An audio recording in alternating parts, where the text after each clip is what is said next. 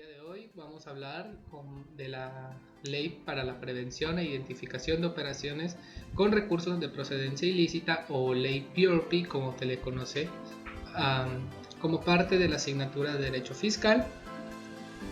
Bueno, pues antes de iniciar con esta ley de lleno es necesario saber que esta ley se promulgó o se establece ciertos artículos y puntos para la prevención del lavado del dinero. El lavado de dinero es el proceso a través del cual se encubre el origen de los fondos generados mediante el ejercicio de alguna actividad ilegal. Ponemos un ejemplo, por ejemplo, el dinero que se genera con la venta de drogas. Las personas que realizan la venta y obtienen ese dinero necesitan como que encubrir de que están haciendo algo ilegal. Entonces, ¿qué hacen?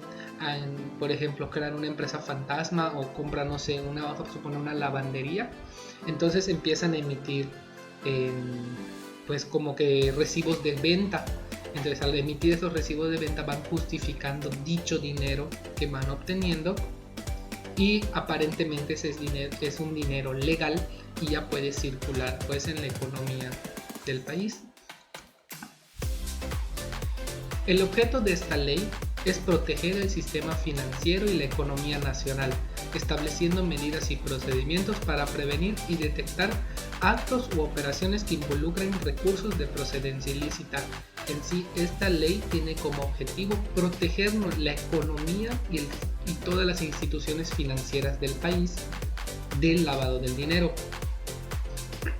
Se realiza a través de una coordinación interinstitucional, que es la famosa Unidad de Inteligencia Financiera, que es la que recaba elementos útiles para investigar y perseguir los delitos pues, en esta materia, ¿no?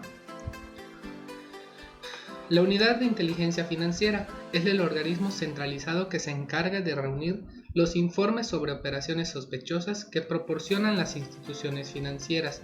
Las instituciones financieras, como los bancos, por ejemplo, tienen una obligación de que al notar algo extraño entre sus cuentas o entre los clientes, tanto en la cantidad de dinero, la forma en la que sus clientes están moviendo su dinero, pues pueden dar avisos o informar, pues para que se pueda investigar y detectar si están incurriendo en algún delito como de lavado de dinero, o en tu caso pues no.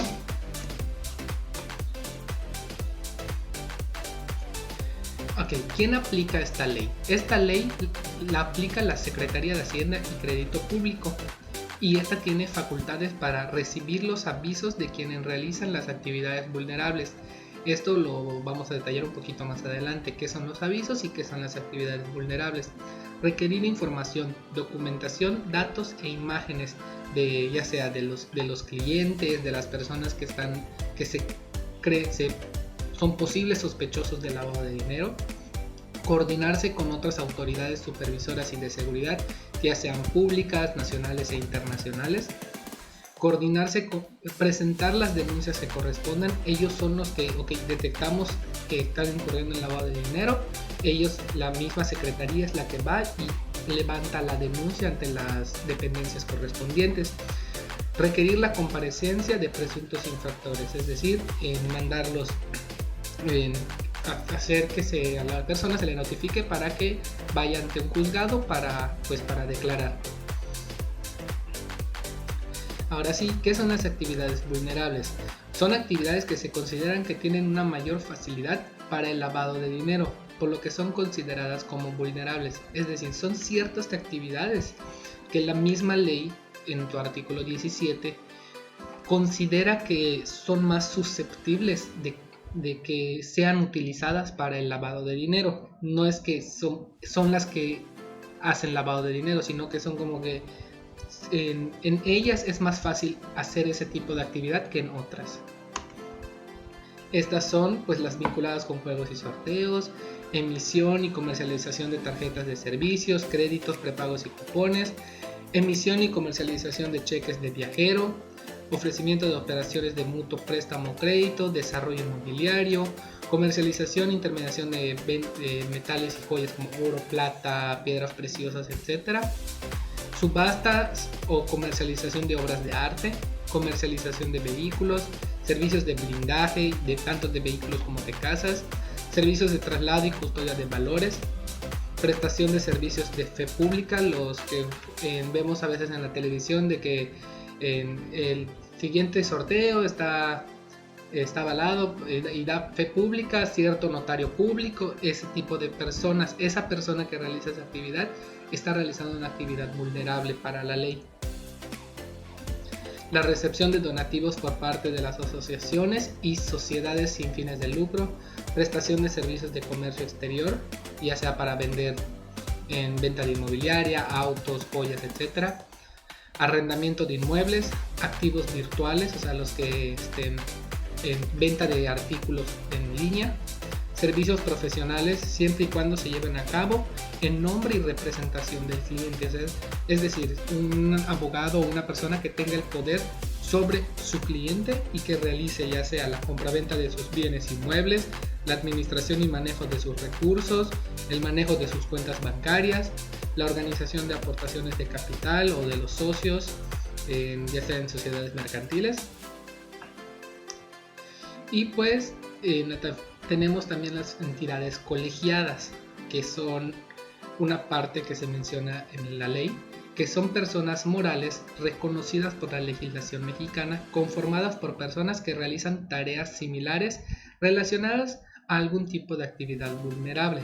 Es decir, son personas morales, es una persona moral conformada por un grupo de personas que realizan una actividad vulnerable similar. Vamos a poner un ejemplo, un despacho de abogados que se dedique a representar a los clientes y manejar sus cuentas bancarias, sus ventas de casas, sus automóviles y todo. Entonces todos esos 6 abogados que están en ese despacho pues están realizando una actividad vulnerable y se tienen que dar de alta como una entidad colegiada. Estas personas morales deben cumplir con los siguientes requisitos: conformarse por entidades que realizan tareas similares, mantener actualizado el padrón de sus integrantes, es decir, tener actualizados ante la Secretaría de Hacienda y el SAT, pues el padrón de las personas que son parte del colegiado, tener como uno de sus objetivos presentación de los avisos de sus integrantes, designar ante la Secretaría de Hacienda y Crédito Público un representante u órgano encargado de presentar avisos y mantener vigente dicha asignación, garantizar la confidencialidad en el manejo y uso de la información tanto de las personas a las que representan como las personas que forman parte del colegiado, contar con un convenio vigente con la Secretaría de Hacienda y Crédito Público, es decir, estar dados de alta y mantener esa alta pues actualizada y renovando los documentos y todo, contar con sistemas informáticos adecuados para el manejo y resguardo de la información. Ahora, todas las personas que realizan alguna actividad considerada vulnerable tienen obligaciones para cumplir, que son identificar a los clientes y usuarios con quienes realizan las propias actividades. Para los casos en los que se establezca una relación de negocios, existe un contrato de negocio, se solicitará al cliente o usuario la información sobre su actividad. Es decir, que tenemos que, si nosotros vamos a generar una relación de negocio con otra persona, pues a esa persona a la que nosotros, por ejemplo, vamos a representar, tenemos que recabarle toda la información sobre su negocio, su tipo de actividad, etc. Solicitar al cliente o usuario que participe en las actividades vulnerables, información acerca de si tiene conocimiento de la existencia del dueño beneficiario y en su caso exhiban documentación oficial que permita identificarlo. Por lo general, cuando se hace una parte de negocios o un trato de negocios, no siempre es con el dueño o con el verdadero beneficiario, sino que son como que pequeños intermediarios.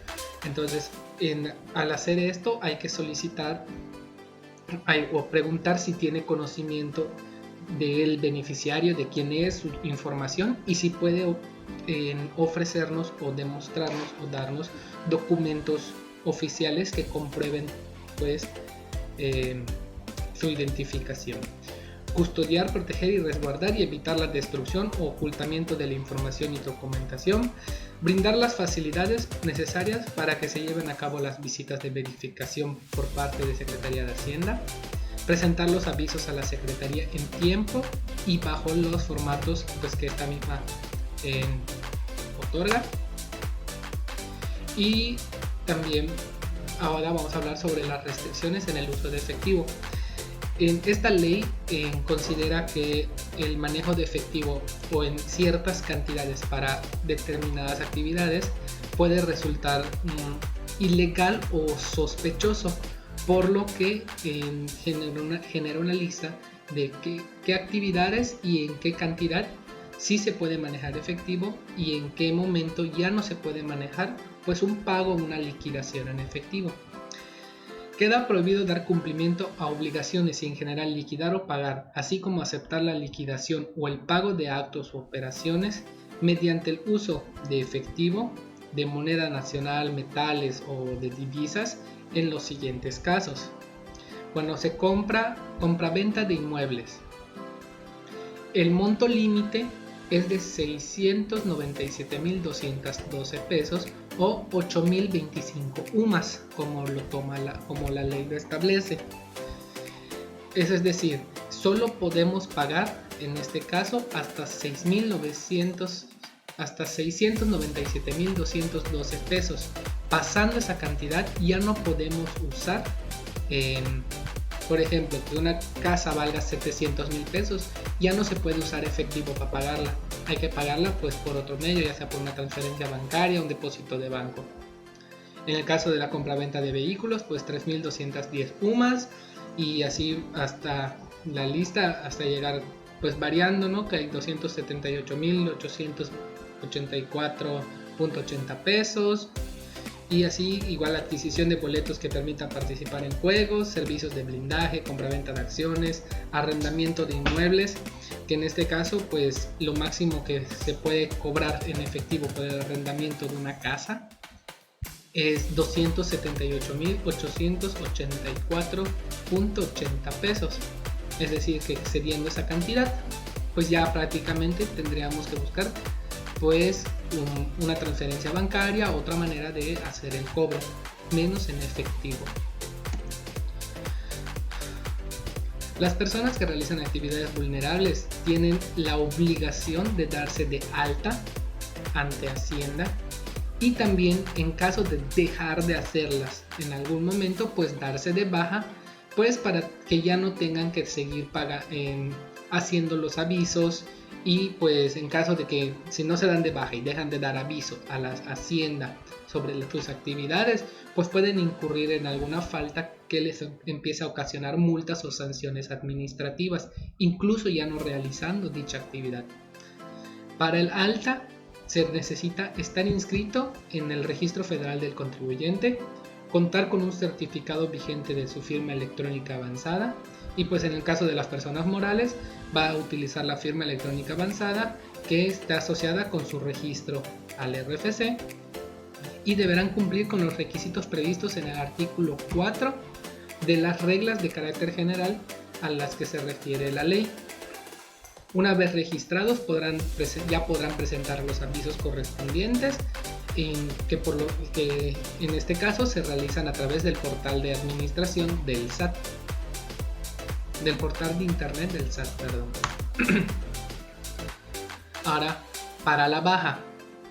Este trámite sirve para que los sujetos obligados que han dejado definitivamente de realizar actividades vulnerables den de baja sus obligaciones relacionadas con el cumplimiento de la ley federal PRP, vamos a decirlo así. Estos deberán solicitar su baja del padrón, a que se les refiere el artículo 4 del reglamento de la ley PRP. Dicha solicitud surtirá efecto a partir de la fecha en que sea presentada. En caso contrario, las personas registradas deberán continuar presentando avisos. Es decir, cuando se presente la solicitud, empezará a surtir efecto. En caso de no presentarla o que se nos olvide presentarla y ya nos realizamos una actividad vulnerable, pues aún nos veremos en la obligación de cumplir con la ley, y en caso de dejar hacerlo por pensar, ya no estoy haciendo mi actividad vulnerable, pues puede incurrir en alguna falta y nos ocasionaría pues algún tipo de multa. ¿Cuándo se debería entregar? Se debería entregar en el momento en que se presenta el último aviso. Es decir, si yo ya decidí que no voy a seguir, después de este aviso, yo ya voy a dejar de hacer una actividad vulnerable, ya estuvo, no la voy a seguir realizando, pues entrego mi aviso y entrego mi solicitud para darme de baja. Los avisos. Quienes realicen actividades vulnerables de las previstas en esta sección presentarán ante la Secretaría de Hacienda y Crédito Público avisos correspondientes a más tardar el día 17 del mes siguiente. Es decir, si la actividad vulnerable se realizó o alguna operación de la actividad vulnerable se realizó en enero, el aviso se debe presentar a más tardar el 17 de febrero. Y así sucesivamente. En caso de no hacerlo, se estaría incurriendo en alguna falta que podría ocasionarnos una sanción administrativa. La presentación de los avisos se llevará a cabo a través de medios electrónicos en un formato oficial establecido por la misma Secretaría. Esto pues en el portal de internet del SAT. Estos avisos deberán contener lo siguiente: datos generales de quien realice la actividad vulnerable, su nombre, su RFC, fechas, etc. Datos generales del cliente, usuario o del beneficiario contralor y la información sobre su actividad u ocupación. Es decir, si se es apoderado de alguna persona y se manejan sus cuentas bancarias, pues hay que poner los datos generales de esta persona. Descripción general de la actividad vulnerable sobre la cual se da aviso, es decir, se va a hacer una descripción pues muy detallada de qué actividad se realizó, cómo se realizó, pues para que el SAT sepa y pues ya no sea algo sospechoso y podamos incurrir tal vez en sospechas de que se está realizando lavado de dinero. Sanciones y delitos. La Secretaría sancionará administrativamente a quienes infrinjan la ley. Las multas que se determinen en términos de esta ley tendrán carácter de créditos fiscales y se fijarán en cantidad líquida, sujetándose al procedimiento administrativo de ejecución que establece la legislación aplicable. Ok. ¿Qué actividad se sanciona? La abstención en el cumplimiento de los requerimientos de la ley federal PRP, es decir, no cumplir con lo que la ley nos dice. Estas sanciones pueden darse para 5 grupos. Sanciones administrativas dirigidas a los permisionarios de juegos y sorteos, a los corredores públicos, a los notarios públicos, agentes y apoderados aduanales, y una sanción pecuniaria general aplicable a quienes intervengan en la realización de la actividad sancionada, es decir, en monetaria. En el caso de esta actividad, los que hacen juegos y sorteos tendrán la revocación de su permiso. En los corredores públicos, su cancelación definitiva de la habilitación en caso de reincidencia, si es que vuelven a caer en la actividad.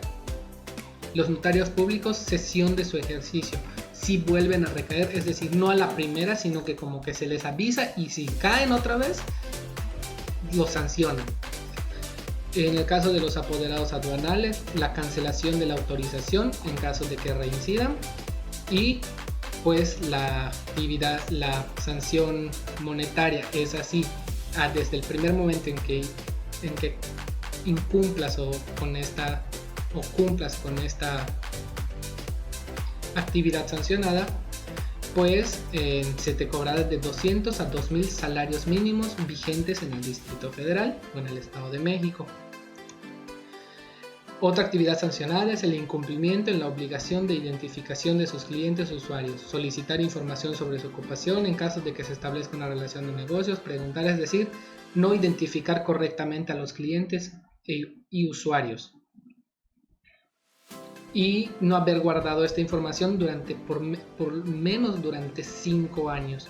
De igual forma, obstaculizar visitas de verificación y no hacer llegar los avisos de manera en tiempo y forma, ¿no?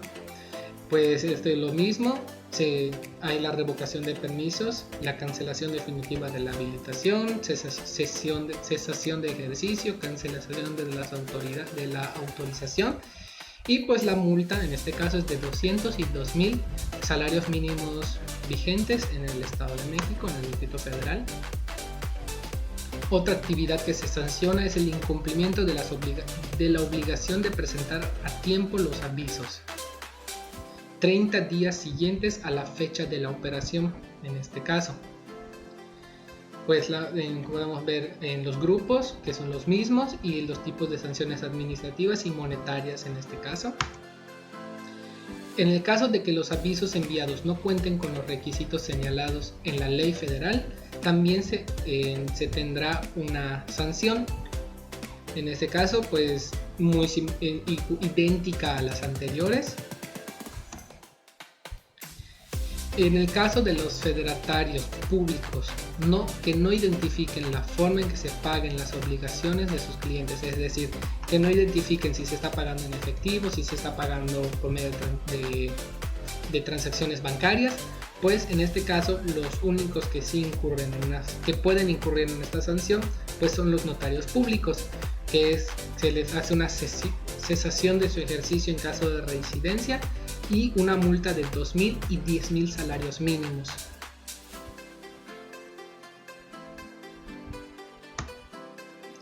Omitir el envío de avisos. Estos son los permisionarios de juegos, pues se les revoca por completo su permiso. Los notarios públicos se cesan su ejercicio. Los apoderados aduanales se les cancela su autorización y se les cobra de 10.000 a 65.000 salarios mínimos. Y la sanción pecuniaria general es entre 10.000 y 65.000 salarios mínimos, o entre el 10% y el 100% del valor del acto u operación, la que resulte mayor. Es decir, si 65.000 salarios mínimos es menor al 50% del valor del acto, pues van a tomar el 50% del valor del acto como multa. Otra actividad que se sanciona es no respetar las restricciones del uso de efectivo, es decir, a pesar de que ya pasamos el límite para realizar una operación en efectivo, la realizamos, pues los permisionarios de juegos y sorteos van a hacer una revocación de permiso, los notarios públicos van a tener una sesión de ejercicio, los apoderados aduanales van a tener una cancelación de la autorización mayor y se habrá una multa en la sanción pecuniaria entre 10.000 y 65.000 salarios mínimos, o entre 10 y el 100%, ya sea lo que resulte mayor. Ahora vamos con los delitos. Se puede caer en 4 delitos. Proporcionar de manera dolosa a quienes deban dar aviso información, documentación, datos o imágenes falsas o sean completamente ilegibles, es decir, de manera ¿cómo se dice? De manera consciente al momento de dar avisos, la información o los datos sean falsos, o incluso al momento de subirlos al portal del SAT, estos sean ilegibles. Eso cae en un delito que se paga, en este caso, con prisión y con una multa. Otro delito es que de manera dolosa modifique o altere información, documentación, datos o imágenes. Estos 2 delitos se pagan de 2 a 8 años de prisión y con 500 o 2.000 días de multa. Los otros 2 delitos: el servidor público de alguna de las dependencias o entidades de la Administración Pública Federal y del Poder Judicial de la Federación, la Procuraduría o de los órganos constitucionales autónomos que indebidamente utilice la información, datos, documentación o imágenes a las que tenga acceso o reciban con motivo de esta ley, pues van a incurrir en un delito. Es decir, que estas personas antes mencionadas agarren la información con la que cuentan o a la que tienen acceso y la divulguen o hagan un uso indebido, pues que afecte o transgreda a terceros y pues ellos salgan beneficiados. Y el último delito es a quien, sin contar con autorización de la autoridad competente, revele o divulgue por cualquier medio información que se vincule con una persona, ya sea física o moral, que realiza alguna actividad vulnerable. Estos dos delitos se pagan de 4 a 10 años de prisión y con 500 a 2000 días de multa. Bueno, pues espero que les haya servido de mucho este video para conocer un poquito más sobre esta ley, que es la famosa ley antilavado. Pues nos vemos hasta la próxima.